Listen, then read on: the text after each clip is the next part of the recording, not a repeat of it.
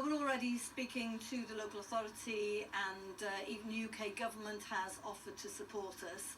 So we'll listen to what they need. We've obviously put a lot of protection in since last time, but some of these businesses clearly didn't have that protection. We need to make sure that we stand by and support them. It's pretty depressing, this, isn't it? We were all here, nearly 5 years ago with Storm Dennis. It's the same streets, the same businesses that are still being affected by all of this.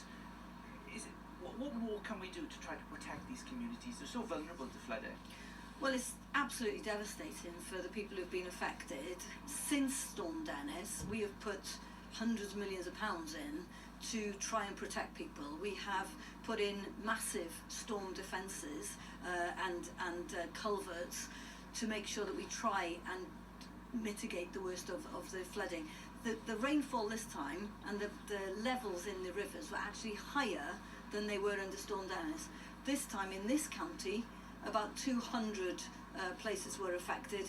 Last time it was about 2,000. So although that's small comfort to the people who were affected, actually it demonstrates that that investment has paid off for huge numbers. What about the warning system? A number of residents we've spoken to, they had the warning from NRW just too late, within minutes of it. That's not good enough, is it? Well, there will be lessons we need to learn. We learned lots of lessons last time. We've put that investment in, but obviously that is something we will have to investigate further. What happened to you? What went wrong? Well, that's a conversation that we need to have with NRW and the Met Office about how much warning can be given in these instances. And finally, it's a real jolt for communities in the South Wales valleys, isn't it, who are so exposed to flooding. To what extent do people just have to accept the dangers? To what extent can you as a Welsh Government protect them?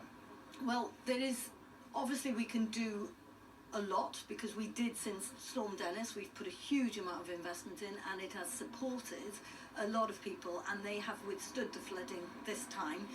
But clearly there will come a point where with climate change it will be difficult to protect every home and every business in Wales. There are instances here where the waters come from underneath. That is very, very difficult to put any protection in place when that happens.